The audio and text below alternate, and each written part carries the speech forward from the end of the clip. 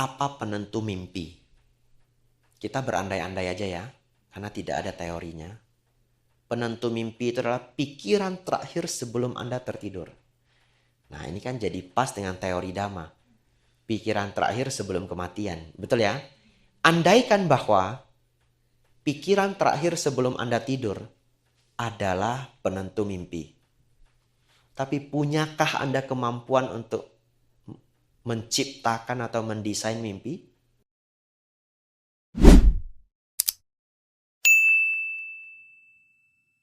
Pahami karena sebagai kunci untuk mencapai nibbana. Ya. Kunci mencapai nibbana.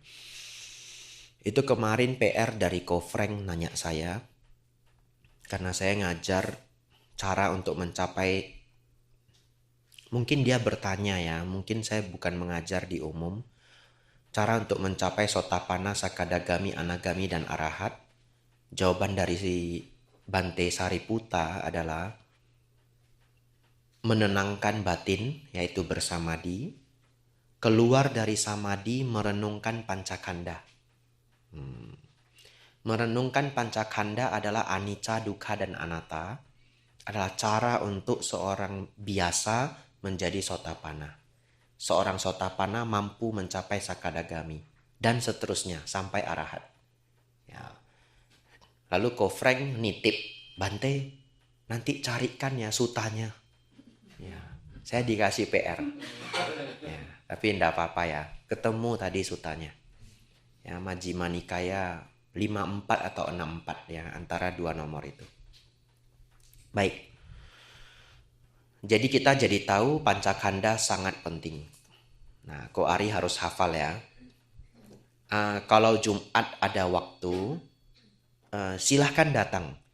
Suta Jumat nanti seru dan lucu. Dan akan bermanfaat seumur hidup. Bahkan Anda boleh tempel di kamar Anda. Ya, Anda akan jadi orang yang sabar. Kok bisa Bante? Nantikan Jumat nanti ya. Ya, ada Brahmana muda yang dia mau nguji Sang Buddha. Ini bandel banget dia. Bandel banget, ini anak kecil umur 16 tahun. Ya, karena dia berprestasi jadi dia sok gitu. Hebat banget Sang Buddha ngatasin anak ini, hebat banget. Di luar dugaan saya. Ya, di luar dugaan saya. Baik, kembali ke pertanyaan Ko Arya. Pancakanda itu sederhananya adalah batin dan jasmani. Selesai. Sederhananya hanya dua itu. Batin dan jasmani. Hanya batin dijelaskan Sang Buddha secara lengkap. Ya. Batin ada 4 yang aktif. Apakah 4 ini? Kesadaran, pikiran, atau bentuk-bentuk pikiran, atau pemikiran. Kalau pakai bahasa Inggris lebih jelas, thought ya. Perasaan, dan pengenal. Ya, inilah yang disebut batin. Jadi untuk memahami pancakanda harus ngerti 4 ini. Kalau tubuh kan gampang, ya. Baik, mari kita kenalan sama 4 ini pelan-pelan, ya. Yang pertama kesadaran. Kesadaran itu disebut juga the knowing part of self. Ya, kenapa the knowing part? Karena arti kata sadar itu adalah we know something. Kalau saya pingsan, saya nggak tahu apa-apa. Namanya unconscious. Katakanlah ketika bangun, paralyzed. Mungkin karena saya salah makan ya. Kena something, salah makan, tapi pas bangun badan saya nggak bisa digerakkan untuk temporary. Saya sudah bangun, tapi kelopak mata aja nggak sanggup saya buka. Berarti kan orang dari luar menganggap saya masih unconscious. Tapi saya sudah conscious. Apa yang menjadi Apa yang mendeterminasi, apa yang menentukan saya itu conscious. I know something. Jadi bayangkan, kelopak mata saya aja nggak bisa gerak. Jadi saya nggak bisa gerak ini. Tapi dari mana saya disebut conscious? Saya sudah bangun, seluruh badan nggak bisa gerak. Saya mengetahui sentuhan dari badan saya dengan tempat tidur. Ya toh? Kalau secara fisik. Atau bahkan secara pikiran, saya berpikir, kok badan saya nggak bisa gerak? Ngerti ya? Ya, we know something. Even kalau batin saya ngomong sesuatu, hanya atau oh, kita mengetahui sesuatu. Kita mengetahui batin. Ya, when you know something, you are conscious. Ya, the knowing part of self. Jadi pernah ditanyakan ke Bante Sariputta, Bante, apa itu winyana, kesadaran winyana? Beliau menjawab, knowing, mengetahui. Itulah winyana, ya, kesadaran. W-I-N-N-A-N-A, ya. V-I-N-N-A-N-A. V-I-N-N-A-N-A. Tapi yang double N di atas ada cacingnya, ya. Winyana. Yang kedua, pikiran. Sangkhara. S-A-N-K-H-A-R-A. Sangkhara. Ini nama hotel juga di Jogja. Ya, nanti Ko Ari bangun juga. Winyana. Sebelah dia. Ya. Baik. Yang kedua adalah thought. Pikiran-pikiran. Secara psikologi ya, disebut thinking process. Tapi thinking process, sometimes orang masih nggak bisa nangkep 100%. Jadi saya nyaman untuk menyederhanakannya lagi, yaitu obrolan hati kita. Ya, bagian di dalam pikiran kita yang berbicara. Kadang di buku mereka menulisnya yang menganalisa. Ya, menganalisa itu kan ngomong. Ya. Tapi kalau dibuat menganalisa, orang masih sulit untuk memahami. Ya, dari 10 orang mungkin 2 orang miss. Tapi bagian yang ngobrol. Anda pernah ngobrol nggak dengan diri sendiri? Kan ngobrol toh? Ya, kalau mikir itu ngobrol. Bicara ya. Gimana ya saya harus hadapi masalah ini? Ya. Itu disebut sangkhara.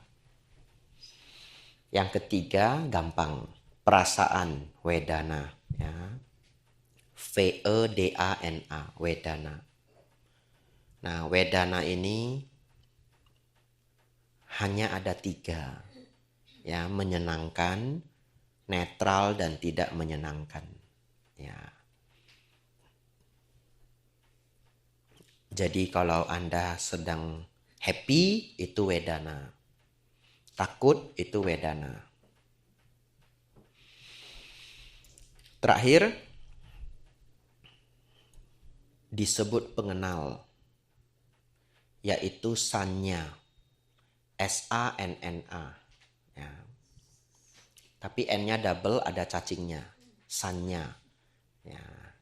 Sanya ini paling unik ya. Paling unik. Karena kalau yang lain gampang sekali dibayangkan. Sanya ini yang paling sering orang miss kalau dia baca buku sendiri. Ya, kalau baca buku sendiri dia bisa miss ini. Sanya itu adalah pengenal. Ternyata pikiran kita itu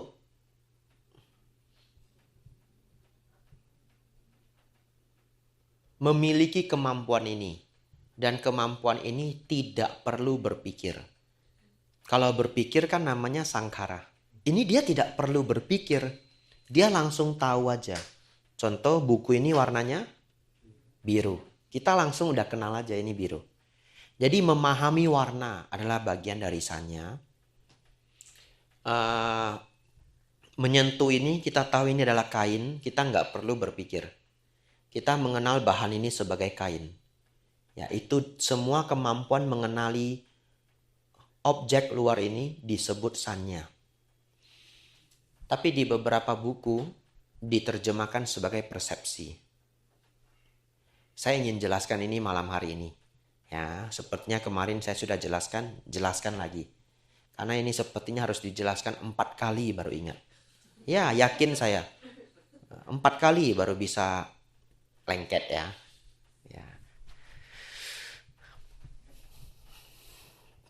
Kenapa beberapa buku menerjemahkannya sebagai persepsi?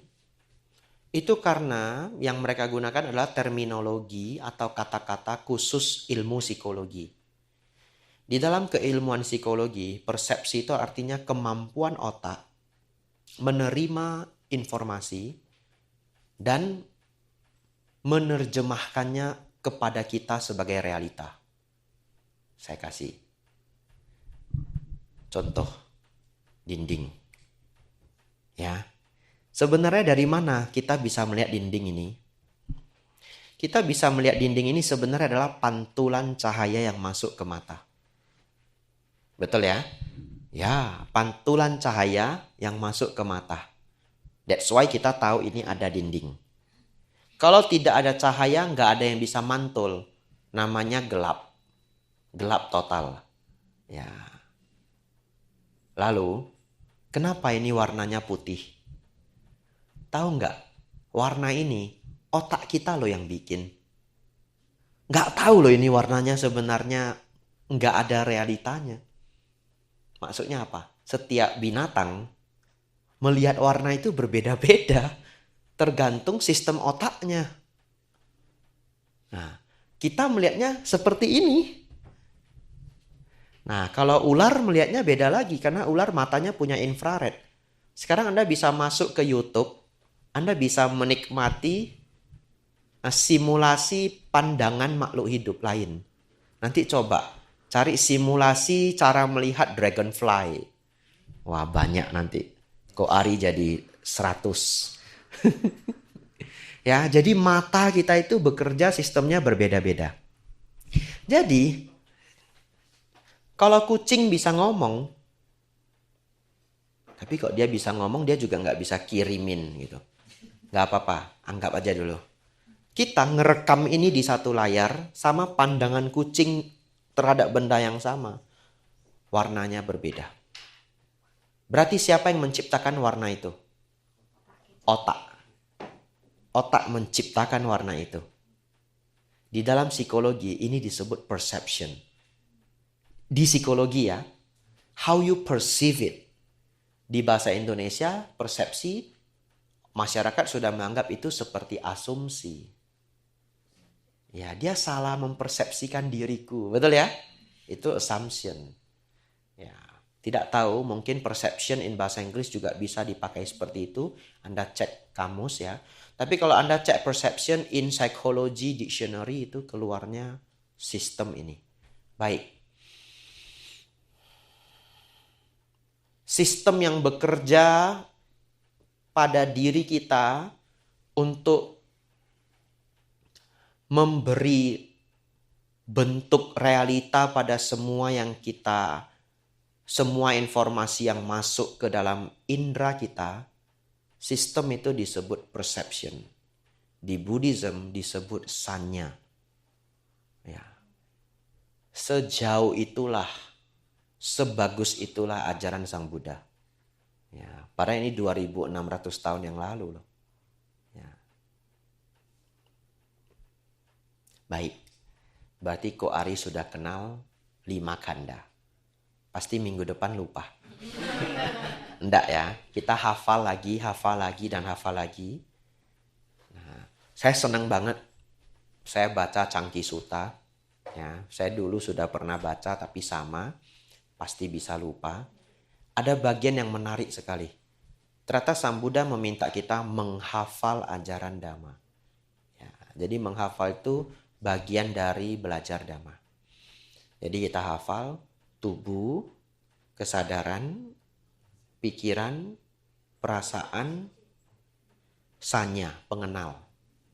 Tubuh, consciousness, kesadaran, nggak hafal juga ingat. Ya, nggak sulit. Pikiran dan perasaan, cara hafalnya saya itu kalau udah berpikir pasti berperasaan. Karena setiap kali Anda berpikir ada perasaan yang mengikuti. Ya, bagian kelima adalah sanya. Jadi tubuh, consciousness, pikiran, perasaan, sanya. Nah, proses batin ini, 4 ini, Anda mungkin bisa menyimulasikan siapa yang muncul duluan, siapa yang muncul terakhir. Tapi pada kenyataannya, 4 ini satu muncul semua. Ya. Ya, itulah yang disebut pancakanda. Kalau masa terakhir kita bertumimba lahir itu sebelum mati atau pencapaian nibbana? Ya, sebelum mati ya, belum capai arahat ya. Ya. Karena masa terakhir kita bertumimba lahir berarti itu sebentar lagi arahat. The last tumimba lahir, ya toh, berarti dia anagami, lahir di alam Brahma. Baik. Ada nggak hubungan dengan pancakanda? Jawabannya ada. Ya.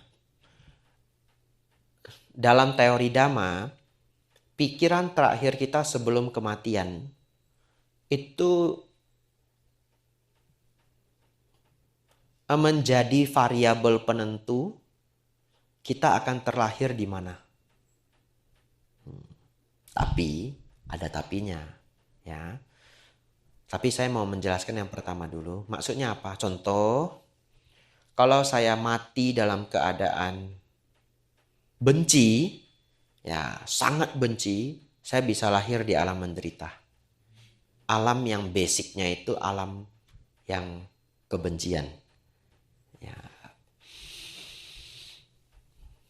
Nah, tapinya apa Bante? Tapi Anda jangan ketakutan dulu. Ya. Ada beberapa hal yang harus dipahami. Satu, pikiran terakhir sebelum kematian itu tidak sesederhana itu. Baik. Tapi yang pertama, pikiran terakhir sebelum kematian itu sangat didominasi oleh mind habit. Apa maksudnya mind habit? Pikiran yang sudah menjadi kebiasaan kita untuk waktu yang sangat lama.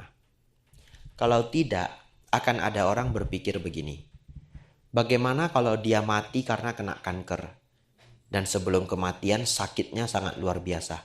Bukankah dia akan mati dalam pikiran yang kalut? Begitu ya. Dan orang sebaik apapun ya bisa cancer. Ya.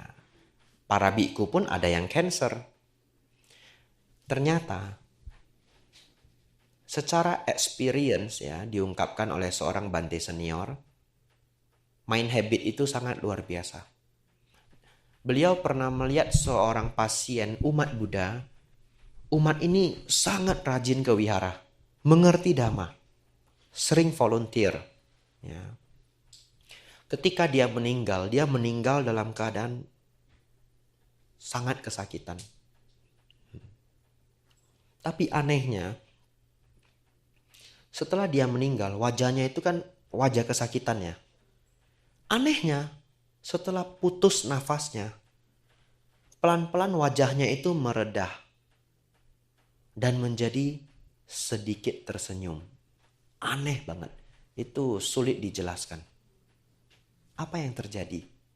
Beliau beropini bahwa orang ini sudah melihat alam yang menyenangkan. Padahal kan dia mati dalam keadaan kesakitan.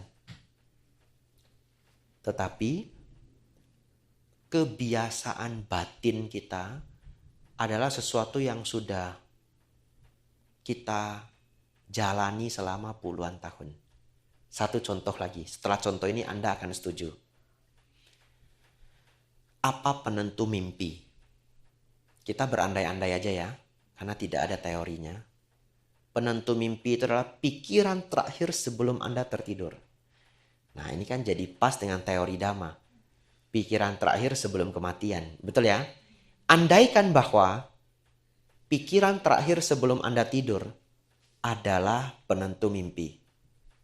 Tapi punyakah Anda kemampuan untuk menciptakan atau mendesain mimpi? Sampai hari ini nggak bisa. Ada orang yang berjuang namanya lucid dream. Latihan mereka. Pakai suplemen lagi. Beneran. Suplemennya salah satunya lion's mane. A kind of mushroom. Mereka consume lion's mane. Ada latihan imajinasinya untuk mencapai lucid dream. Dan itu impian beberapa orang yang ikut komunitas ini. Karena kan seru ya. Anda bisa, you can do whatever in your dream. Ya. Nggak tahu ada yang berhasil apa enggak, I don't know. Ya. Nah, lucunya kita sudah berjuang loh mau mendesain mimpi kita. Jadi sebelum tidur, mulailah kita menegakkan pikirannya supaya pikiran terakhir sebelum tertidur itu good dream. Nah, tidurlah saya. Sebelum tidur, Osaka, Kobe, Sapporo. Osaka, Kobe, Sapporo. Jalan-jalan toh. Ke Jepang kan mahal ya. Nah, seminggu bisa habis berapa? 40 juta mungkin kalau hotelnya yang bagus. Betul ya? Ini free trip. Nah, tidur aja. Nah, Osaka, Kobe, Sapporo. Osaka, Kobe, Sapporo. 20 menit itu dilafalkan sebelum tidur. Tidur, mimpinya kuntilanak. Ya, bisa toh? Itulah kehidupan. Aneh banget. Kenapa Anda tidak bisa? Kenapa, Ci? Oh iya, gagal juga. Mimpinya kerja bakti di Wipada. Bangun sampai badan kesakitan ya toh. Ada orang kalau mimpinya adventure bangunnya kecapean. Ada nggak yang di sini? Ya, saya sangat aneh. Saya kalau mimpi adventure, bangunnya seger. Ya, mau mimpi selelah apapun di dalam mimpi, semakin panjang mimpi saya, bangun saya semakin seger. Tapi saya dengar orang ada yang kalau dia mimpi, kerja, mimpi bangunnya capek. Ya, Anda proteslah dengan otak Anda sendiri ya. Ya, itu sedikit contoh bahwa ternyata kita tidak mampu menentukan pikiran terakhir sebelum kematian. Bukan hal sesederhana itu. Ya, jadi oleh karena itu jangan ditakuti karena ada orang jadi takut nanti bagaimana kalau pikiran terakhir saya sebelum kematian itu pikiran yang buruk. Bukan, pikiran terakhir itu bukan sesederhana yang kita pikirkan. Terus bagaimana Bante supaya kita punya pikiran terakhir yang baik? Praktekkan Dhamma. Just the basic one. Dana Sila Samadhi Panya. Udah, itu aja. Dana Sila Samadhi Panya. Ya, panyanya itu termasuk Dhamma Sawana, mendengarkan Dhamma. Jadi prakteknya cuma mendengarkan Dhamma, merawat sila, berbuat baik, bermeditasi. Yang basic aja. Ya, itu sudah menjadikan fondasi yang luar biasa. Ya, itulah hubungan antara Pancakanda dengan Tumimba lahir ya. Ini cerita jawaban untuk Cijolia. Tambahan lagi. Tapi bagaimana Bante? Kalau ada orang yang sangat baik, tapi 6 bulan sebelum kematiannya hidupnya terlalu buruk. Akhirnya dia terlahir di alam yang buruk. Padahal orang ini selama hidupnya penuh dengan kebaikan. Itu pun tidak perlu dikhawatirkan. Karena dia tidak memiliki banyak karma buruk, dia tidak akan bisa mempertahankan hidupnya di alam yang buruk untuk waktu yang lama. Ya, dia lahir sebentar, meninggal di alam itu. Ya, karena bukan hanya masalah lahir, tapi kita juga harus bertahan di alam yang di mana kita terlahirkan. Ya, seseorang sudah beruntung lahir sebagai manusia, tapi karma dia nggak cukup. Ya, lahir beberapa bulan meninggal atau beberapa tahun meninggal. Ya, jadi bukan hanya persoalan pikiran terakhir, tetapi juga modal kita, modal kebajikan. Ya, baik, fokus ya. Sudah fokus saja pasti masih akan bingung. Jadi at least fokus. Begini, yang bertumimba lahir itu bukan kelima-limanya itu.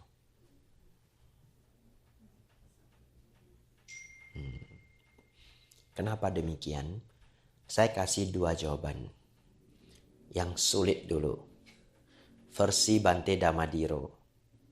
Ya. Saya dengarkan ceramah ini sampai habis sambil nyuci di basement. 10 hari yang lalu mungkin. Ya.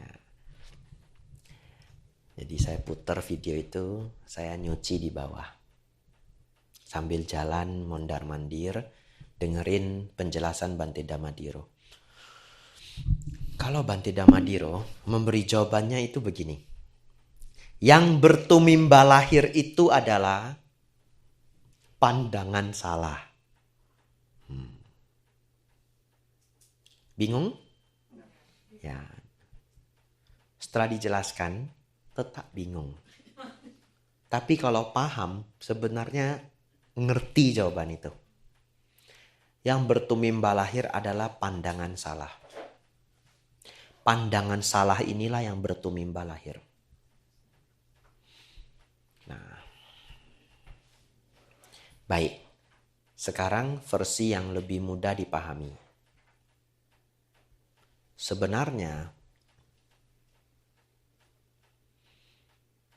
semua proses kehidupan yang kita jalani itu adalah karya dari pikiran kita sendiri. Pertanyaannya begini. Bayangkan Anda bermimpi dan di dalam mimpi itu, saya kok cerita mimpi terus hari ini ya. Baik, bayangkan Anda bermimpi pergi ke 3 tempat yang jauh dalam satu waktu, dalam satu mimpi.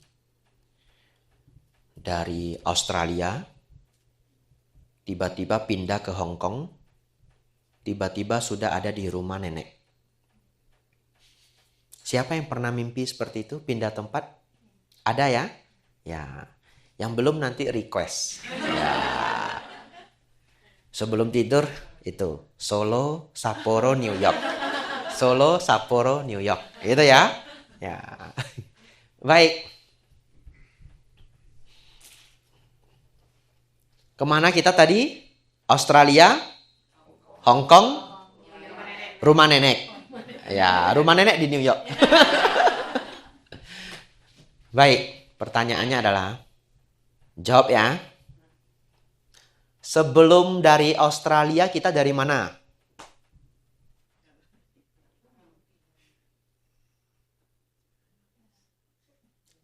Baik, ganti ya. Terlalu sulit ya. Setelah dari rumah nenek kita kemana?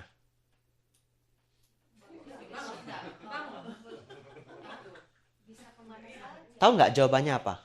It's a wrong question. Ngerti ya? It's a wrong question. Pertanyaannya itu error. Karena itu adalah mimpi. Itu sesuatu yang nggak pernah nyata sebenarnya. Tahu-tahu sudah ada di Australia. Jadi ketika ditanya sebelum dari Australia dari mana? Jawabannya itu error. Pertanyaannya itu salah. Wrong question. Baik. Pertanyaan selanjutnya. Fokus lagi ya. Bayangkan Anda bermimpi. Tapi dalam mimpi Anda jadi orang lain. Beberapa orang pernah mengalami. Beberapa orang mengalami badannya berubah. Jadi tua, jadi muda, atau jadi super gemuk, atau jadi super kurus. Tapi beberapa orang pernah mimpi jadi orang lain. Ada di sini pernah mimpi jadi orang lain? Cimei pernah ya? Lucu juga ya. Kita orang lain gitu, in the dream gitu. Ya. Baik. Bayangkan Cimei sedang bermimpi. Dalam mimpinya dia jadi siapa? Kamala Harris. Betul nggak namanya? Ya, betul ya. Wipada jadi kuat loh nanti. Mau kalah, mau menang pun it's okay ya. Pasti Wipada jadi kuat. Baik, Cimei mimpi jadi Kamala.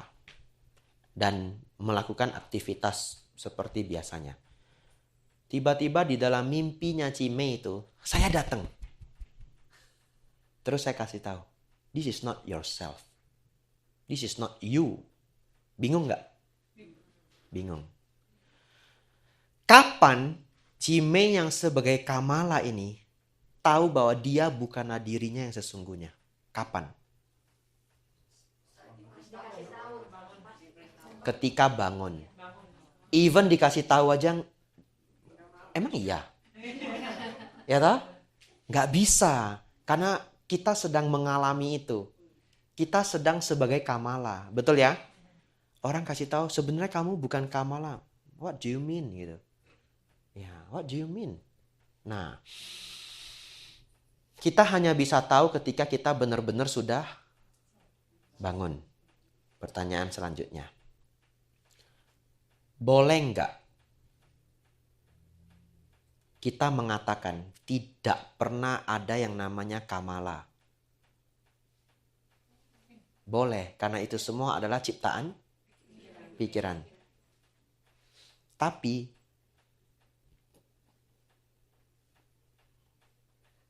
kisah menjadi Kamala itu real atau nggak real? Real. Itu experience. Sebagai experience itu eksis. Betul ya? Jadi kalau saya mengatakan Kamala itu tidak pernah ada, salah. Kalau ditinjau dari the experience. Tapi kalau saya mengatakan sebenarnya Kamala itu tidak pernah ada, itu benar. Kalau ditinjau bahwa itu hanya permainan pikiran. Sang Buddha itu kasih tahu kita semua, you itu nggak pernah ada. Disebut sebagai anatta. Ada yang percaya? Enggak. You don't believe it. You don't believe it. Kalau nggak percaya, tiba-tiba something happen to your face. Lalu bercermin, aduh kok tiba-tiba ada ini hitam-hitam, apa ini? Stres, betul? Cari obat. Untung bisa hilang. Misalkan ya. Kalau Anda tahu bahwa tidak ada diri yang sesungguhnya, apapun yang terjadi pada tubuh Anda perlu stres nggak? Nggak toh? Kalau Anda ketika bermimpi tahu itu adalah mimpi, Anda perlu stres nggak kalau sesuatu terjadi pada hidup Anda? Enggak. Tapi kenyataannya kalau kita bermimpi, nangis loh kita kalau ada orang yang meninggal. Ya, saya pernah bangun lalu keluar air mata. Ya, karena dalam mimpi ada yang meninggal, betul ya? Ya, saya pernah cerita di sini. Mau cerita lagi saya, Bokambuan. Iya. Saya mimpi dapat Mercedes-Benz atau BMW, something like that.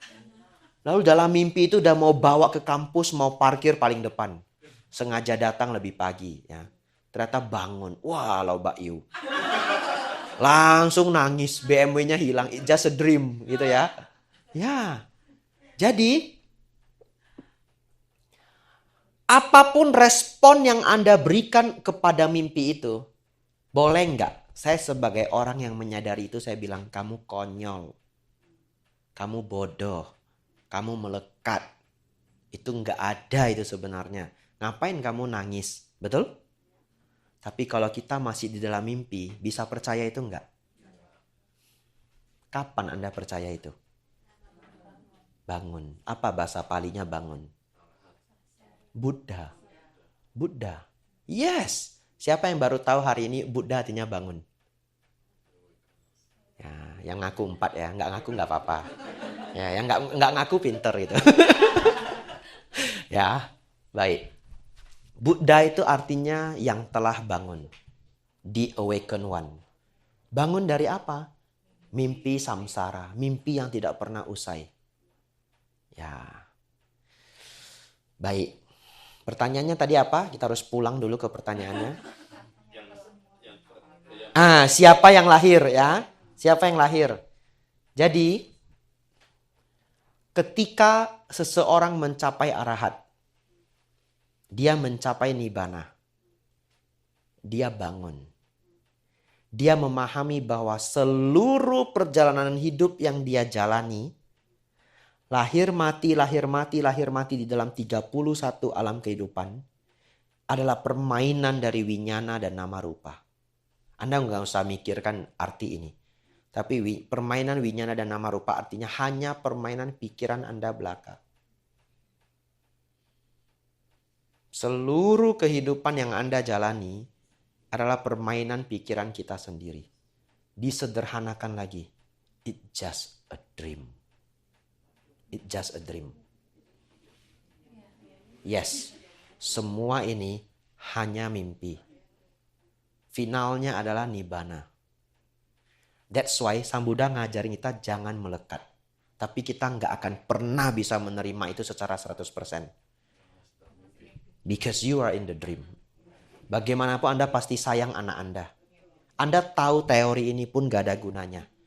2 hari lagi dia demam, Anda stres. Anda nggak bisa, you are just my dream. Ya, lalu Anda ditangkap polisi kalau di sini. Ya, baik. Kalau begitu, kalau saya menjawab, Bante, siapakah sebenarnya yang bertumimbal lahir? Saya mau menjawab tidak ada. Boleh? Sekarang sudah boleh ya. Tadi nggak boleh. Nah, tadi saya jawab tidak ada. Besok pas makan siang tidak ada makan siang. Ya. Ya, tidak ada ya. Baik. Tapi Bante Damadiro memberi jawaban yang bertumimbal lahir adalah pandangan salah. Saya pikir dengan penjelasan ini kita jadi lebih memahami apa yang disampaikan Bante Damadiro. Saya tidak berani mengatakan sudah memahami. Karena penjelasan Bante Damadiro itu selalu sangat mendalam. Ya, saya memahaminya dengan cara seperti itu. Nah, saudara-saudari nanti bisa, tapi saya sudah tidak tahu judulnya apa. Karena itu Q&A. Semua video-video beliau kebanyakan adalah Q&A yang akhir-akhir ini dibuat. Ya. Jadi, yang bertumimbal lahir itu boleh dijawab pandangan salah. Dan itu mengikuti rumus dari Paticca Samuppada yang dimulai dari awija. Awija itu tidak punya pengetahuan. Wija pengetahuan, A tidak. Tidak punya pengetahuan itu ya pandangan salah. Ya, tapi saya lebih senang mendasar lagi. Asawa. Arus batin yang bocor tidak terkendali. Jadi yang bertumimbal lahir itu siapa? Arus batin yang bocor tidak terkendali. It just the mind. The error mind gitu. Ya. Mind yang masih error. Kalau sudah tidak error, arahat. Anda sudah bangun. Tidak perlu bayar pajak lagi. Ya. Ya, semoga itu bisa menjawab ya. Ya, secara dharma jawabannya karena mereka salah. Jadi begini, nihilism itu kan opinion.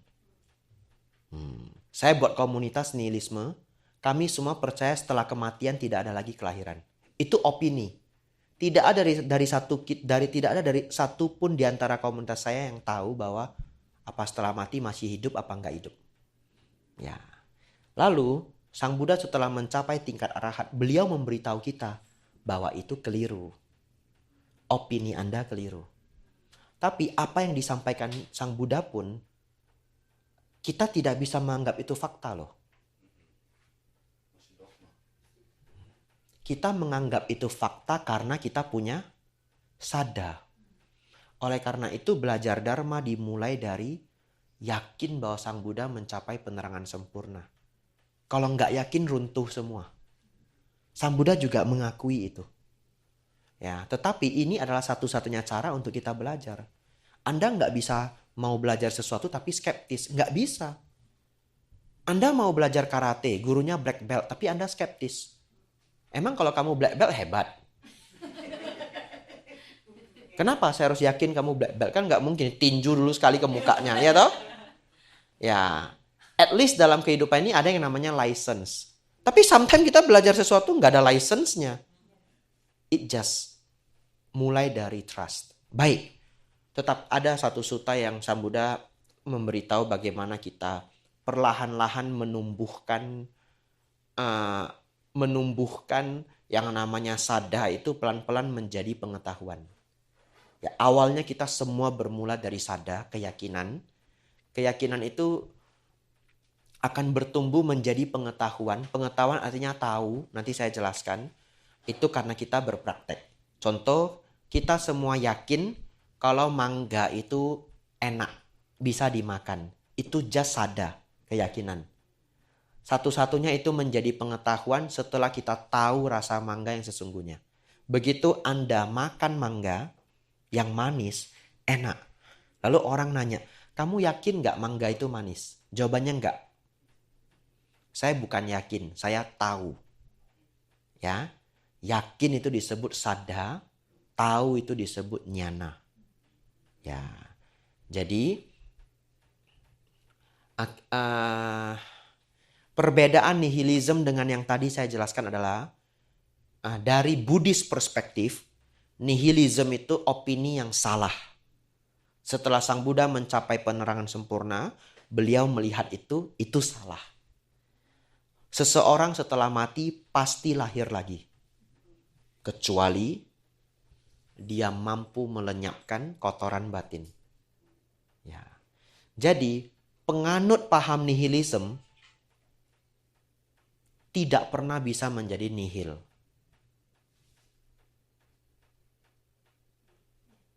Ngerti ya? Tapi yang menjadi nihil yang sebenarnya malahan adalah para arahat. Jadi para arahat itulah yang mencapai level nihil, non-existence, annihilation. Tapi annihilationnya itu dari semua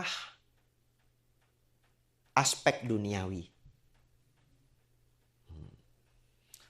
Kita bisa mengatakan bahwa pencapaian nibbana is another kind of state. Another kind of state. Tapi state ini dari perspektif manusiawi dan duniawi annihilate, lenyap, non-exist. Kita pernah belajar itu dulu di 4 kebenaran mulia. Disebut non-exist secara duniawi. Tetapi Sang Buddha tidak pernah menggunakan kata. Karena dalam bahasa Pali itu satu kata itu bobotnya itu punya banyak sekali informasi. Sang Buddha selalu menggunakan kata-kata dalam bahasa Pali bahwa seorang arahat itu exist in a kind of state gitu. Begitu ya. Bukan. Ketika pencapaian nibbana pancakanda lenyap. Even consciousness. Yes. Di dalam nibbana tidak ada winyana. Di dalam nibbana tidak ada consciousness. Kita nggak bisa bayangkan. Karena kita hanya selama ini hidup dari consciousness. It's another kind of state. It's something different. They just call it nibbana. Ya.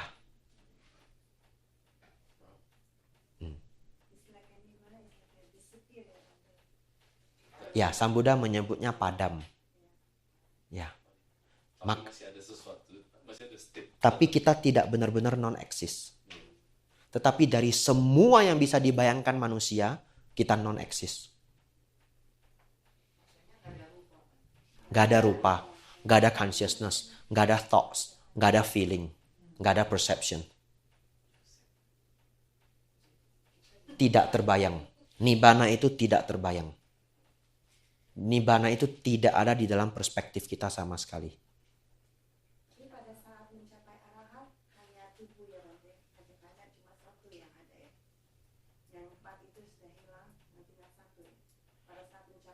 Sang Buddha mengatakan seseorang tidak bisa memahami cara berpikir seorang Buddha. Artinya juga kita tidak bisa memahami cara berpikir seorang arahat. Tetapi kalau secara sederhana, ya sebelum hancurnya tubuh, mereka masih mengakses pancakanda.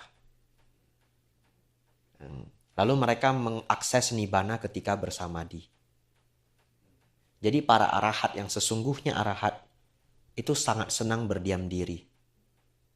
Karena ketika mereka bersamadi, mereka tidak mengakses pancakanda. Dan itu adalah sesuatu yang kebahagiaan yang tertinggi. Nibbanang paramang sukhang. Bingung, amsyong. Ya. Baik, saya jawab pertanyaan nomor 2 dulu. Simple. Mencapai sotapanna. Mencapai tingkat kesucian pertama. Itu untuk yang di sini. Yang duduk di sini, tugas Anda mencapai sotapanna. Dan itu tidaklah terlalu sulit. Ya, tidaklah terlalu sulit. Caranya bagaimana Bante supaya bisa mencapai tingkat sotapanna? Banyak mendengarkan dhamma. Ya. Kalau sudah mencapai sotapanna, seorang sotapanna itu tidak akan bisa lahir di alam menderita. Santai-santai aja pas mau mati. Ya, terserah dah mau mikirin apa. Ya, nggak akan lahir di alam menderita. Seorang sotapanna itu basically orang baik, yang nggak akan punya pemikiran buruk untuk bisa menyiksa makhluk lain. Kalau Anda mikirin potong ayam aja nggak bisa, bagaimana Anda bisa lahir di neraka? Sifat kebengisan itu nggak ada.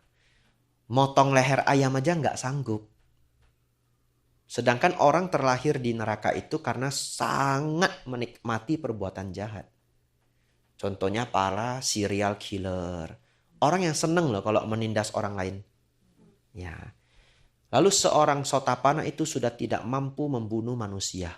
Semarah apapun dia tidak mampu membunuh seorang manusia. Kebenciannya itu sudah drop. Ya. Jadi dengan kebencian yang sudah tidak setinggi itu, dia juga tidak bisa lahir di alam binatang. Sifat-sifat kebinatangan itu tidak ada. Ya. Sebenarnya saya mau membahas ini di hari Minggu. 31 alam kehidupan. Tapi saya pikir-pikir kurang seru kalau bahas 31 alam kehidupan. Saya ganti aja judulnya, surga dan neraka. Udah saya register ke Cime. Cuma baru tadi sore, posternya belum keluar. Ya. Jadi seorang sotapanna itu, sifat dari seorang sotapanna itu adalah dermawan. Karakter seorang sotapanna itu adalah dermawan. Bagaimana bisa dia lahir di alam peta? Hantu itu lahir jadi hantu, saya bilang hantu, saya lihat jendela. Nanti Ciserli terkejut. Ya. Ya. Saya lihatnya yang situ lagi. Waduh. Hantu itu terlahir jadi hantu karena tidak suka berbuat baik. Sanggup pun dia nggak mau. Dia punya, dia sanggup, tapi dia nggak mau. Kita berbuat baik malah dimarahin gitu. Kamu ngapain kamu ngasih orang begitu, bodoh kamu. Dia aja nggak mau kerja. Kamu kerja susah payah, uangmu kamu simpen-simpen. Dia enak, dia tinggal gini. Apa kita nggak bodoh? Nah, misalkan ya, dia tidak suka berbuat baik. Bahkan di taraf membantu saudara kandung sendiri aja dia nggak mau. Padahal saudara kandung sendiri, saudara kandung yang tidak musuhan, yang baik-baik aja. Sepelit itu loh dia. Nah, orang seperti itulah lahir di alam hantu. Tapi kalau Anda sudah dermawan, ya, saya nggak bilang dermawan harus nggak punya rasa pertimbangan sama sekali kalau berdana. Ya bukan yang itu. Siapapun kalau berdana yang menimbang-nimbang, betul ya? Agak berat juga ya. Tapi ya ini penting untuk wihara. Misalkan begitu ya. Tapi kira-kira gitu ya. Lalu finally Anda eksekusi juga. Ya berdana jangan dipikir dah. Uang masih bisa dicari. Ya. Ya, berarti Anda bukan orang pelit. Jadi saya bukan mengatakan yang nggak ada beban sama sekali.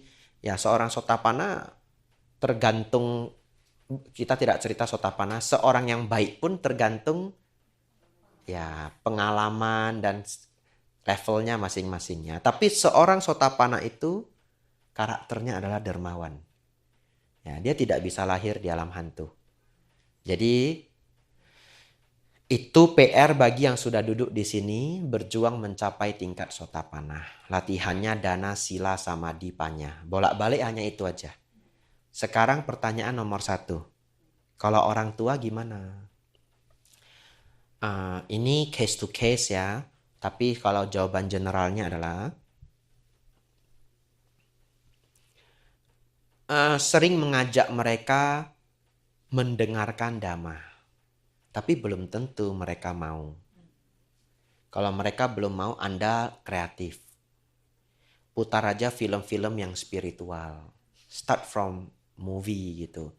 Cari film Tiongkok kuno, perjalanan Xianchang.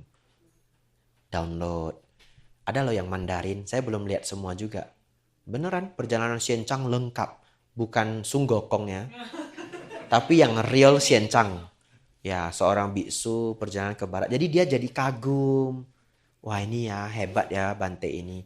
Nah, pelan-pelan kita cari ya agar dia bisa konsumsi semua yang ada hubungannya dengan wisdom. Ya, sampai putarkan ceramah Bante Utamo, cari ceramah yang menarik ya. Wah, ini ceramahnya bagus ya. Bante, orang tua saya dengar dhamma sedikit pun dia enggak mau. Bahkan dia bilang, gak usah kamu putar-putar itu khotbah-khotbah, saya alergi. Ya, kalau sudah tahraf di situ, Sang Buddha mengatakan ajarkan agar mereka tidak pelit. Itu dulu misi pertama. Ajarkan agar mereka tidak pelit. Jadi dia pelit banget, ajak dia untuk lihat anak-anak kanker. Bawa dia ke tempat itu, apa istilah di sini? Hospice.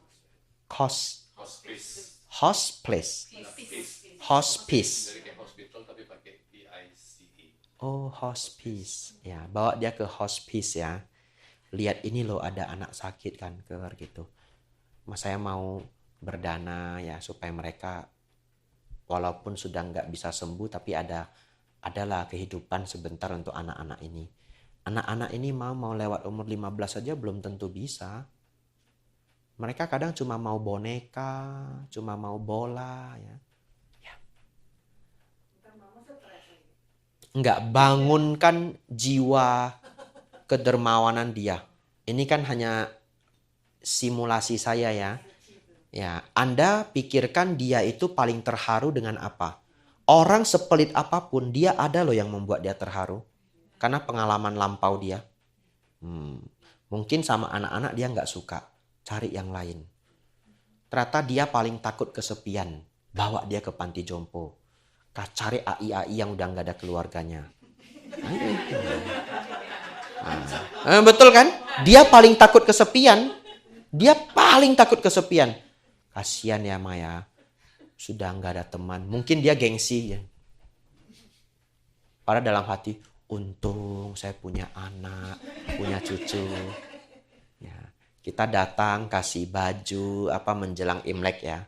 Bangunkan jiwa kedermawanan dia. Tanya, Pa, Ma, kasih angpau lah sedikit. Ini kasih angcoa gitu. Iya toh? Wah, untuk pertama kali dalam hidupnya. Dia keluarin juga. Kita menduga-duga, jangan-jangan $5. Wah, 100. Wah, perkembangan ini ya. $100. Dan wah, netes air mata. Anda berhasil.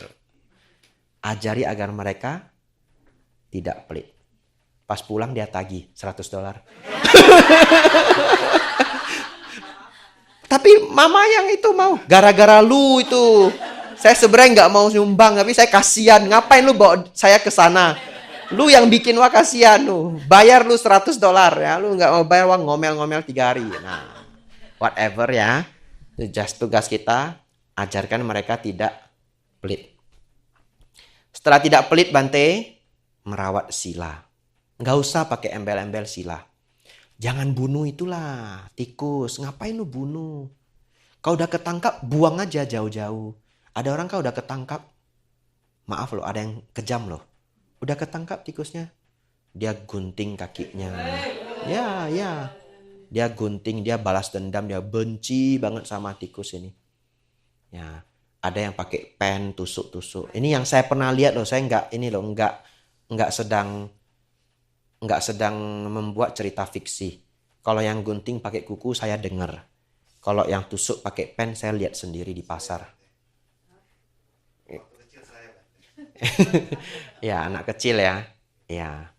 Jadi janganlah begitu. Sudah ketangkep dia udah buang aja jauh-jauh. Ya, kreativitas kita lah bagaimana sampai mereka mau ya mulai tidak membunuh. Ya, kalau mencuri jaranglah orang jadi pencuri. Ya toh. Kalau selingkuh gimana? Sudah tua mau selingkuh sama siapa? Ya. Kalau bakat sulit ya. Tapi saya pernah nonton The Nanny. Ya, The Nanny itu tahu ya? Bukan. The Nanny itu serial mungkin nyata, mungkin ya. Mereka datangi satu ahli parenting untuk menghandle anak-anak yang super bandel. Super Nanny. Ya, namanya Super Nanny. Ya. Bahkan kadang Nanny ini bisa tinggal di rumah mereka seminggu gitu. Pernah dia dapat case anak kecil perempuan senang sekali mencuri. Tahu nggak gimana dia handle anak kecil nih? Dia ajak dia main supermarket, dia jadi teller. Supaya dia tahu rasanya kalau sesuatu hilang itu seperti apa. Ya, dia buat permainan itu dengan sangat serius dan dia main dengan anak ini seminggu loh kalau nggak salah atau 3-4 hari. Very seriously. Lalu anak ini jadi benar-benar tahu bahwa kehilangan barang itu kesel gitu dan sebagainya ya. Hikmah yang dia ciptakan dan dia berhasil. Anak itu tidak mencuri lagi.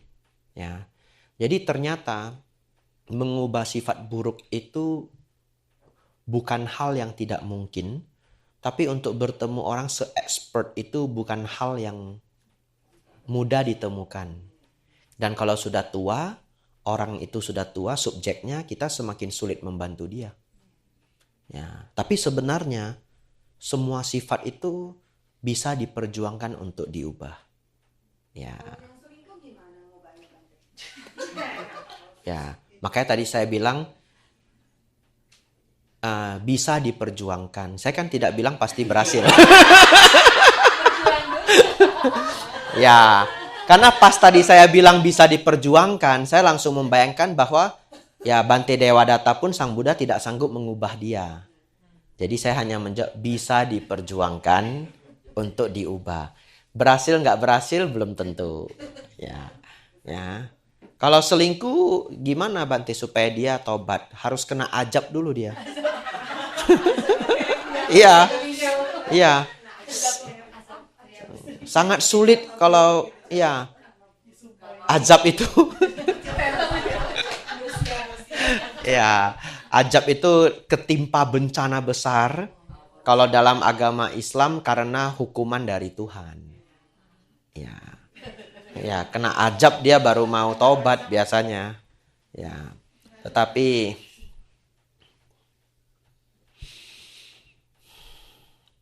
ya kita hanya bisa berjuang ya. Sungguh sulit untuk mengubah sifat seseorang apalagi kalau kita cerita selingkuh ya. Kebanyakan ya dia harus karena kena ajab. Nggak ada yang lain itu kalau selingkuh. Nggak ada yang lain.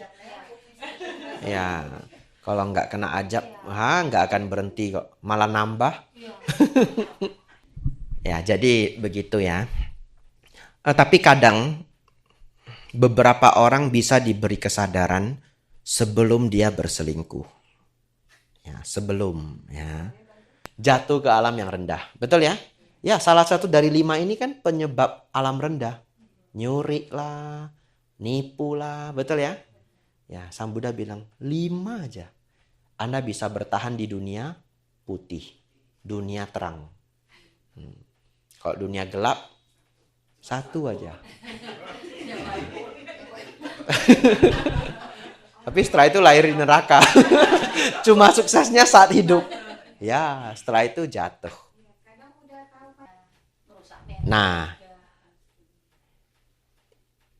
ini bulir dari Dhamma.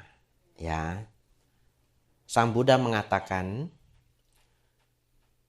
ya subjeknya laki-laki ya, karena ini India kuno 2600 tahun yang lalu. Sang Buddha memuji. Jadi gini loh, Sang Buddha memuji. Sang Buddha mengatakan, mereka yang hidup hanya dengan 1 istri, hidup seperti pertapa. Itu pujian Sang Buddha. Ya, karena di zaman itu punya lebih dari 1 istri normal. Ya, tetapi mereka yang hidup hanya memiliki 1 istri, hidup seperti pertapa. Kenapa? Karena kan menahan diri dari keinginan. Ya, itu pujian Sang Buddha.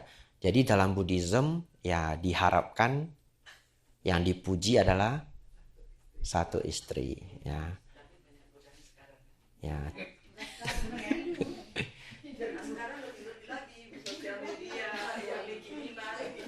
Ya. Mau lebih dipuji lagi bisa. Tidak punya istri. Ya, Ko Michael silahkan. Sudah mau jam 9 batal ya. Ya, silahkan. Boleh.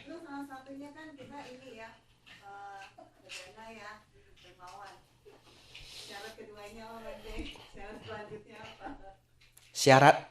Oh, kalau syarat mencapai Sotapanna itu melenyapkan 3 belenggu. Pelajaran saya yang kemarin. Ya, panjang sekali.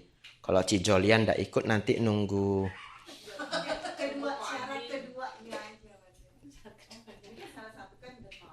Sebenarnya itu bukan syarat, karakter.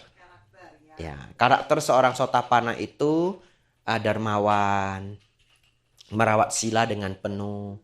Masih bisa melakukan kesalahan, namun kesalahan-kesalahan kecil. Jadi masih bisa melanggar sila. Yang tidak bisa adalah dia tidak akan bisa membunuh manusia. Ya, itu karakter seorang Sotapanna. Ya, jadi Sotapanna itu belum sempurna, tapi kalau di masyarakat orang yang sudah sangat baik. Ya. Bahkan ada, sebentar kok, ada seorang Sotapanna yang suka minum. Dia suka minum. Tapi Sang Buddha mengatakan dia Sotapanna, gempar 1 desa. Gempar 1 desa. Ya, namanya adalah Sarakani. Anda silakan cek di Google. Sarakani. Sarakani. Kenapa, Ci? Oh ya. Apa judulnya? Enggak ada penjelasannya enggak? Ada ininya Bang, panjang ya, ceritanya.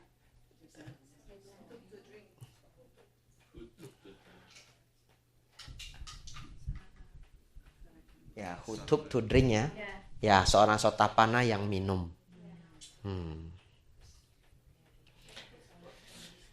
Kenapa bisa demikian? Sebelum Anda salah paham ya. Ya, yang pertama adalah sepertinya Sarakani itu bukan bermabuk-mabukan. Tapi dia hanya suka sekadar minum. Mungkin kalau zaman sekarang ya kayak orang yang minum untuk menghangatkan badan gitu ya. Ya, social life gitu. Anda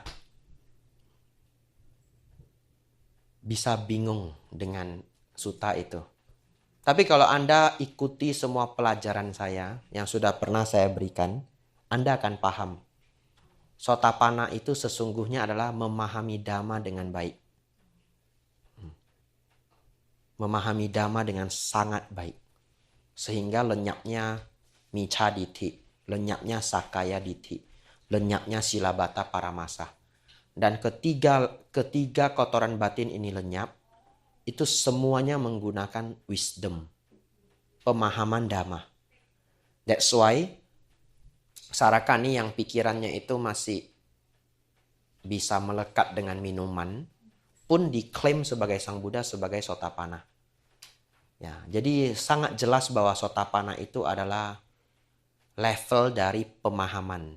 Ya, tapi jangan gunakan sutta itu sebagai pedoman kita boleh minum. Ya, bahaya sekali mengangkat sutta itu sebenarnya. Ya, tetapi ya Dharma itu diajarkan apa adanya. Apa yang Sang Buddha ajarkan itulah yang saya berikan. Ya, jadi Sarakani itu pada saat itu gempar satu desa. Semua desa datang ke Sang Buddha, orang-orang desa datang ke Sang Buddha, lalu mereka bilang begini, bagaimana Sarakani bisa dianggap sebagai Sotapanna? Kalau Sarakani Sotapanna, kami semua Sotapanna. Marah mereka. Tahu nggak Sang Buddha menjawab apa? Lebih kurang seperti ini, dasar orang bodoh yang tidak tahu. Maksudnya Sang Buddha mengklaim apa yang Anda pahami mengenai pencapaian Sotapanna. Ya, kalau dibahasakan dengan zaman sekarang agak kasar jadinya. Ya. Lalu ada kalimat di dalam Sarakani Sutta itu. Nanti pulang Anda boleh baca. Tahu enggak Sang Buddha mengatakan apa? Kalau pohon bisa mendengarkan apa yang saya sampaikan dan memahami, pohon pun Sotapanna. That is what the Buddha said. That's why listen to the Dhamma carefully. The way to enter the stream enter itu by listening to the Dhamma. Di sutta itu Sang Buddha mengungkapkan, kalau pohon salah, kalau saya tidak keliru pohon salah, kalau pohon salah ini bisa memahami apa yang saya sampaikan, pohon salah pun Sotapanna. Ya, ya, jangan minum. Harus ditutup dengan itu ya.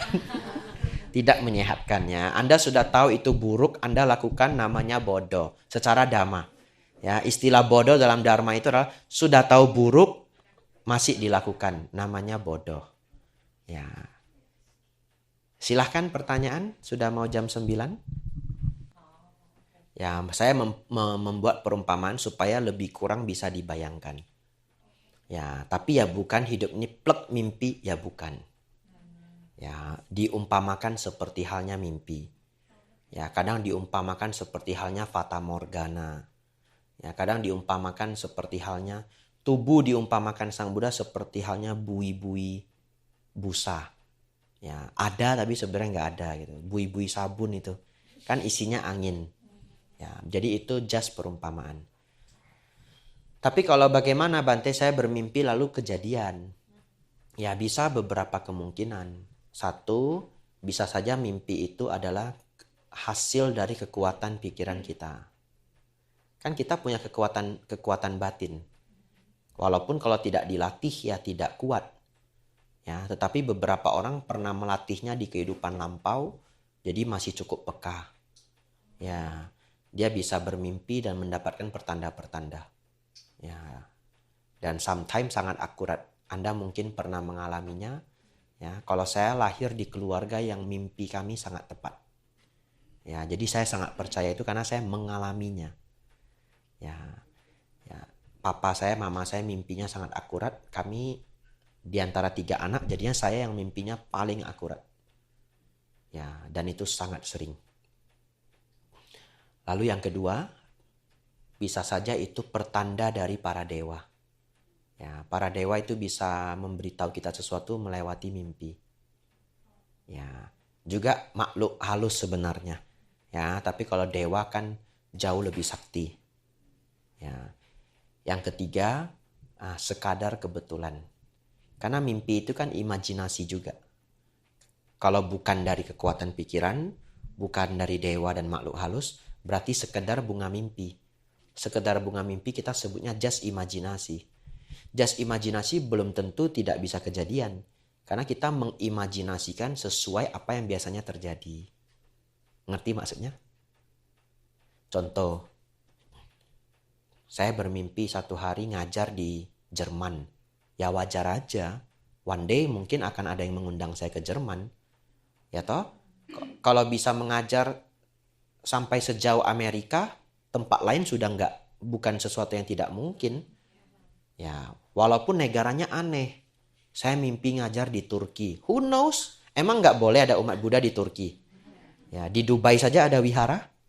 Ya, jadi imajinasi itu bukan sesuatu yang tidak mungkin. Mimpi pun bukan sesuatu yang tidak mungkin. Sekadar bunga mimpi pun bisa menjadi kenyataan karena kita mengkonstruksikan itu berdasarkan apa yang biasanya terjadi. Ya, jadi kalau tadi Ciaping nanya, kok bisa Bante mimpi saya jadi kenyataan? Kekuatan pikiran, pesan dari makhluk lain, sekedar bunga mimpi. Ya, oleh karena itu mimpi jangan 100% dipercayai. Sama seperti ramalan. Jangan dipercayai 100%. Kenapa? Bisa saja hanya sekedar bunga mimpi. Ya, yang kedua, Anda bisa dibohongi para dewa. Dalam dharma, dewa itu tidak selalu baik. Ya, dia bisa aja marah. Ya, Anda mungkin nggak tahu bagaimana ceritanya, masuk ke satu daerah, mungkin tidak permisi atau apa, whatever. Anda pernah menyakiti seseorang yang mungkin orang itu dilindungi dewa. Dewa itu bisa mencelakai kita melewati mimpi yang palsu. Ya, dia tiba-tiba kasih mimpi misalkan orang ini sebenarnya benci sama kamu. Orang ini guna-gunain kamu dari belakang. It's just a dream. It's just a dream. Don't trust all your dream. It's just a dream. Sangat tidak fair kalau kita membenci orang hanya melalui mimpi. Sangat tidak fair. Apapun alasannya. Ya. Ada seorang ibu benci sama pacar anaknya. Karena mimpi. Lalu datang ke saya. Saya tegur habis-habisan. Apakah fair? Anda tidak suka dengan pacar anak Anda hanya karena mimpi. Itu alasan seperti apa? Ya toh? Ya mau mimpi saya tepat Bante. Tidak boleh. Tidak boleh membenci orang dari sesuatu yang imajinasi banget. Anda boleh mulai memperhatikan dia. Karena Anda mendapatkan mimpi. Tapi Anda tidak berhak membenci dia. Dia tidak melakukan apa-apa pada kita. Ya, Anda boleh research. Anda boleh perhatian. Betul ya? Anda boleh mulai hati-hati ini. Bisa-bisa setelah Anda hati-hati, Anda awasi, Anda cari tahu, Anda semakin kagum. Saya baru tahu. Pacar anak saya waktu sekolah berprestasi. Wow. Ternyata dia selama ini jadi pimpinan di ini volunteer. Ya kita tidak pernah tahu. Ya itu Cia jawabannya ya. Enggak tahu nggak usah dipikirkan. Itu jawabannya. Nah lalu para dewa di dalam suta pernah membohongi seorang umat berumah tangga dengan cara membuat 3 mimpi yang sangat tepat dan 1 mimpi yang palsu. Jahat loh dewanya. Dewa biasa, dewa pohon kalau enggak salah.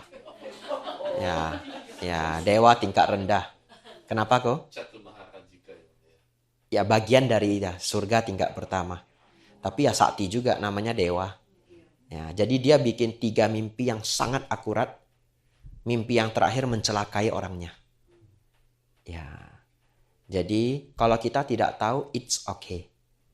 Lalu mimpi itu sering juga maknanya terbalik-terbalik. Ya, jadi mimpi orang mati katanya panjang umur. Mimpi orang nikah katanya sudah mau mati. Ya toh? Mimpi dapat kotoran katanya rezeki. Ya. Tapi pokoknya kalau tidak tahu nggak apa-apa. Buktinya Sang Buddha tidak jatuh. Buktinya ikut dhamma kelas, dengerin dhamma, wipada rame. Nah, it's just a dream. Ya. Karena masalahnya begini, mau dikhawatirkan juga nggak tahu dikhawatirkan untuk apa. Ya kita kan setiap hari hanya bisa do our best ya. Ya boleh kalau merasa takut ada kejadian buruk terjadi, ya kita setiap malam baca parita, ya Karania Metta Sutta, Abhaya Parita. Apakah itu akan terjadi, tidak akan terjadi, baca parita adalah hal yang baik. Ya, karena dikhawatirkan hampir tidak ada gunanya. Jadinya saya sendiri jadi ragu Bante. Ya. Ya boleh sedikit hati-hati. Biasanya kalau saya dapat mimpi buruk, saya cuma mikirin Apa ya yang belum dikerjakan? Apa ya yang bisa mungkin bahaya? Kita jadi lebih was-was. Dan itu kan masih bermanfaat. Lalu kalau saya sudah mimpi buruk, saya sangat sabar. Kena masalah apapun sabar. Jangan menambah api. Ya, Anda sudah dapat pertanda buruk, di jalan disenggol orang, diem aja. Nah, gini aja, pergi. Gak usah cari masalah sama orang gitu. Ya, ada preman tiba-tiba gedor pintu kita, minta apa? Ini mau acara ini gini. Ya, mau acara apa di sini apa? Udah kasih aja 50.000. Ya, dia rasa 50.000 udah oke. Ya udah. Ya, kalau saya mimpi buruk biasanya saya diajari seperti itu. Mulai berhati-hati, tidak mencari masalah pada siapapun dan bersabar. Setidaknya 1 hari itu. Ya, setidaknya 1 hari itu. Ya, walaupun itu bukan dhamma, bisa menenangkan hati ya. Silakan kok. Jawabannya bisa. Jadi jawaban yang tadi saya berikan itu adalah jawaban general untuk semua orang. Ngerti ya? Kalau saya menjawab pertanyaan kan saya harus menjawab secara general, bahkan untuk orang yang tidak duduk di tempat ini. Tetapi masing-masing dari Anda tahu sendiri kapasitas Anda. Nah, kalau saya dari kecil memang punya mimpi yang akurat banget. Ya, biasanya karena saya punya pengalaman-pengalaman itu, saya menanggapi dengan preventif ya, mencegah lebih baik daripada terjadi. Ya, jadi kalau jawaban yang tadi saya berikan itu general. Saya tidak tahu yang hadir di sini, Anda apakah punya kebiasaan kalau mimpi tepat banget. Kan beda-beda orang. Tetapi kalau Anda adalah orang yang sensitif dengan, bukan sensitif ya, artinya pikirannya cukup kuat dan sering mendapatkan petunjuk pertanda, ya berarti Anda boleh menanggapinya sesuai dengan kapasitas masing-masing. Ya, jadi itu juga hal yang benar ya. Secara dharma bagaimana sebenarnya menanggapi hal itu? Ya, secara dharma kalau kita mampu menerjemahkan mimpi itu, ya Anda lebih baik, Anda lebih bisa bertindak. Kalau tidak bisa menerjemahkannya bagaimana? Sekarang kita dapat pertanda tapi nggak tahu apa yang akan terjadi. Maka kembali yang tadi saya sampaikan, baca parita, berhati-hati, dipikirkan apa yang belum saya kerjakan, apa yang bisa bikin saya bahaya. Biasa kalau saya mimpi buruk, misalkan as a monk, saya langsung cek semua schedule saya. Karena saya paling takut udah janji tapi saya lupa. Atau schedule-nya double. Hampir nggak ada yang berbahaya di hidup saya. Tapi kalau schedule double itu bahaya. Orang udah bikin acara, udah sewa panggung, sudah sewa sound system, bantinya nggak datang. Wah, itu kasihan banget sama, ya bisa dikatakan bahaya saya cuma satu itu. Saya langsung cek schedule saya baik-baik. Ya. Cek WhatsApp saya. Ada nggak jadwal yang ketinggalan? Saya langsung, misalkan ini September ya. September kan keluar semua chat yang berhubungan dengan kata September. Saya cek. Ya, yaitu pencegahannya. Ya. Lalu kalau umat berumah tangga saya juga boleh menyarankan berbuat baik. Ya, mimpi buruk pagi-pagi bangun boleh baca parita, lalu berbuat kebaikan di pagi hari. Anda bantu orang, ya. Kalau di Amerika mungkin nampak homeless, kasih beberapa dolar. Ya. Itulah pencegahan yang bisa kita lakukan, berbuat baik, merawat sila, sabar, berhati-hati, dan cermat menanggapi bahaya. Itu kembali adalah dana sila samadipanya. Sehebat itulah Sang Buddha mengkonstruksikan dana sila samadipanya. Itu udah meliputi semuanya. Ya, anumodana pertanyaannya ya. Sudah jam 9:05. Kalau ada yang mau bertanya, satu pertanyaan terakhir. Daripada Anda nanti pulang gak bisa tidur. Ya, silahkan. Bukan sesuatu yang kita pahami sebagai pikiran. Jadi begini. Kenapa jawabannya bukan pikiran? Karena yang kita anggap sebagai pikiran ini kan yang seperti ini dalam batin kita. Arahat nggak punya itu gitu. Sehingga tidak kita sebut sebagai pikiran. Tapi karena kita manusia, kita hanya bisa membayangkan itu adalah sesuatu yang seperti yang selama ini kita anggap sebagai batin. Kan batin yang mencapai pencapaian nibbana. Tapi mau disebut batin mencapai nibbana pun secara scholar, akademik, nanti jadi keliru. Ya, jadi artinya karena ketika kita menyebut batin nanti kembali ke pancakanda. Jadi hanya bisa dijelaskan dengan sangat hati-hati bahwa pencapaian nibbana itu pancakanda lenyap secara total. Ya, mungkin bagi orang awam boleh membayangkan itu batin yang mencapai tingkat nibbana. Batin itulah yang mencapai nibbana. Kita hanya mampu membayangkannya sejauh itu. Tetapi kalimat itu tidak tepat juga. Ya, karena kita nggak bisa membayangkan kosong jadi sesuatu. Sesuatu jadi kosong yang bersesuatu. Ya, kita nggak sanggup membayangkan itu. That's why nibbana itu ya tidak terbayang juga sebenarnya. Maksud saya kan arahan itu karena pancakandanya sudah lenyap kan nanti. Jadi yang maksudnya yang tumimba lahir itu bukan karena pancakanda ini yang menyebabkan tumimba lahir. Ya, kalau yang menyebabkan tumimba lahir itu adalah pancakanda yang melekati pandangan salah. Pancakanda yang didasari oleh pandangan salah. Itulah yang bertumimba lahir. Ya, jadi dalam rumusnya awija pacaya sangkara, sangkara pacaya winyana. Ketidaktahuan memunculkan bentuk-bentukan batin, sebenarnya bukan bentukan batin kalau di Paticca Samuppada, kata yang sama, definisi yang berbeda. Jadi ketidaktahuan memunculkan pengkondisi memunculkan kesadaran. Ya, kalau bingung nggak apa-apa. Ya, nanti sebelum saya pulang, kalau saya sempat membuat pelajaran Paticca Samuppada, akan saya share ya, tapi saya lihat dulu, saya baca kondisi dulu, karena itu advance banget. Kadang saya belum bisa sampai ke sana, nanti saya tinggalkan judul buku. Ya, Anda bisa baca sendiri. Paticca Samuppada itu yang salah satu yang paling sulit untuk dipahami. Ya.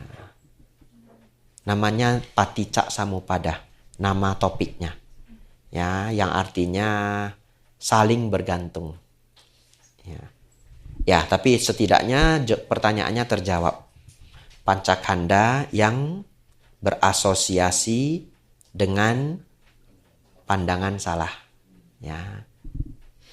Wah, semua langsung cek Paticca Samuppada. Nggak usah kasih kelas lagi. Lulus ya. Ya, mari kita tutup pelajaran kita malam hari ini.